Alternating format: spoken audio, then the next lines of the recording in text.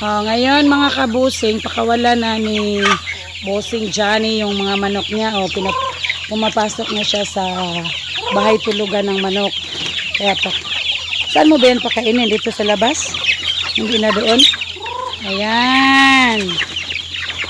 Okay. Papakain na si Bossing, oh.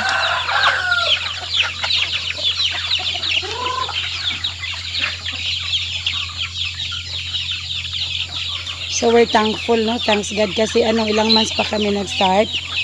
At kahit tag-ulan, sa awa ng Diyos, walang mga sisiw na namamatay. Healthy yung mga sisiw ni Bossing kasi maalaga yan siya. Lagi siyang nag-monitor sa gilid, doon sa bakod sa net, kung may mga butas, tinitingnan niya everyday yan, nagmo-monitor. Importante kasi na ma-monitor mo para hindi sila makalabas. Tapos, importante talaga yung pagpapakain, vitamins, at saka yung pangontra sa mga sipon. No? Doon sa kanyang painuman ng mga manok. Anak siya. So, makalingaw. Bisa ginagmay lang panginabuhian.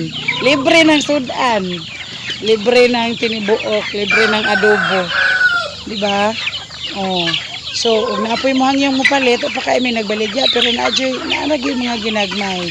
So, bago pa ni siya nag-start, kaloy ang rapid sa Ginoo. Naanara, pinubring panginabuhi naman ta sa probinsya.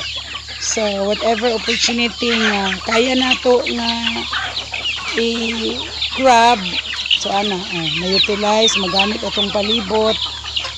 And then, kani si Bossing, very particular when it comes to cleanliness. Bisag, yun lang ni dire, di siya gusto nga hugaw ang palibot. Kaya importante daw sa mga manok na imo po silang tagaan og limpyo nga surroundings. Pati siyang babuyan, mana siya. Adi man siya magbanha, ako may magbanha sa mga kabataan. Maghilom na siya. Luoy na lang me. Natabang ito din yung amahan dito kay hilom na siya. Trabaho na siya. So, ang mga bata po, learning by doing na lang. Ngayong maluoy na lang ta. So, muna siya. Tabangay ra. Teres kabukiran. Especially, So, nagkalat na ang mga manok. Ayan na si Bossing. Apo siya yung mga, pisan. Bago lang itong tinalian ko mga kabusing. Magbisaya na lang ka. Sige dah. Bago lang gipugad na ko. Bagong pugad. Bagong pugad. Lugaaway na itong mga inaan dito. Pila ni Kadla siya gipugad dyan? 2-3 days. Na siya pagwapa. Kapayas. Ang mga kapayas na mong hinog. Napadiri. Kalingaw ka itanawon, guys.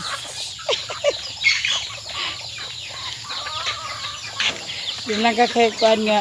Sana day oras. Gipang sulod taon niya. Gato yung mga tipi sa rasa. Muna yung gipulis sa mga inaan. Okay. Kaya ingon siya, kinahanglan daw ipa-adapt sa surroundings. Kaya imong ibutang sa kulungan daw diretso, inigbuhi ko nun mo, ragloyo ng piso. Pero buyak abtik ko, narani sila gimo ang lagbalay-balay para magabi dili makuan. Makalingaw. Cute kayo ang mga piso.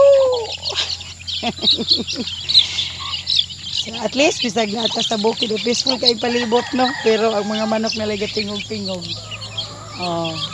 So makalingaw, share lang ninyo. So sige siya panawag. Dito pa daw dito ipakanunon. Kasagbutan. Ito yun yung daghang tanom kay para pagkaudto magpasilong man sila ani dire. Apipisan ay dire. Ano man mga piso. Pagmating pa kaayo. Nara.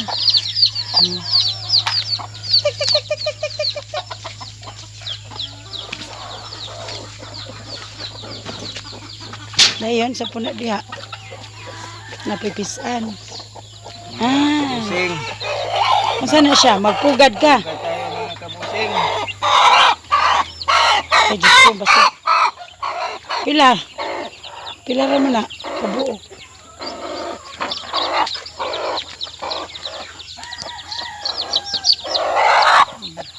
Kay basig to ako na kung naman eh, di ra? Ito yung ipagkaon dyan.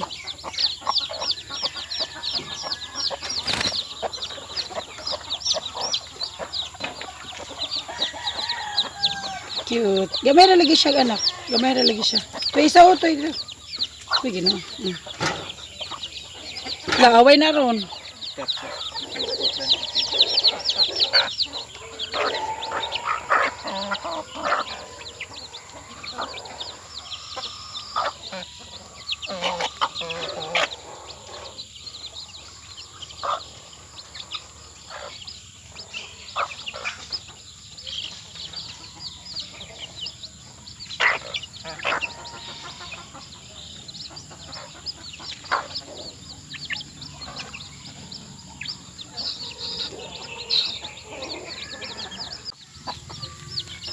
So karon si Bossing kaning bago niyang pinugad nga manok, butangan niya og marker kay para unsa man ning marker diyan imong putlan. Kabusing, lagyan ko ito ng marker kasi Ilhanan niya. para mga palatandaan mga busing. Lahat ng mga sisiw ko dito mga busing, lalo na yung mga inahin, may mga marker talaga. Iputlan niya og Tingnan nyo mga kabusing. Ito mga kabusing. putlan og May mga marker ako. Yung kumingking nila may putol yan. putlan. So piso pa putlan na siya. Putulin natin para may Sakto po marker. na ilhanan. Kahit saan pupunta, malaman natin na yung manok na to atin yun kasi may Oo. may putol Iwas yan din sa gulo kasi may marker ka. Ito So lang mga walay kabusing. mag-angkon-angkon. Mga kabusing, ito lang mga kabusing. Sige na mag-ending ka na. Mga kabusing, kahit sa simpleng mga pamaraan, may maibigay tayong mga tips sa ating mga kabusing. At mga kabusing, huwag natin kalimutan na ang Panginoon ay palaging nasa puso, isipan at damdamin mga kabusing. Yun lang mga kabusing. Yung hindi pa nakapag-subscribe, mag-subscribe muna kayo mga busing. At please hit the notification bell. Ito lang mga busing. Maraming salamat. Okay, thank you so much. I agree that in every endeavor we should also put God first because we can do nothing without Him. Siya lang yung source of everything, provider. So, pasalamat tayo kung ano mga blessings na tanggap natin. It's not forget to thanks God for all of this. Lalo na yung health natin. Piskay lang, balag pobre. Diyan no? Piskay lang. So, we must be contented of what blessings that we are enjoying right now. God bless everyone. Bye-bye. Please subscribe pala sa mga hindi pa nag-subscribe and then please hit the notification bell para updated kayo every time na meron kaming i-upload na mga video dito sa YouTube channel ko, Maricel Lontayo. Thank you so much. God bless everyone.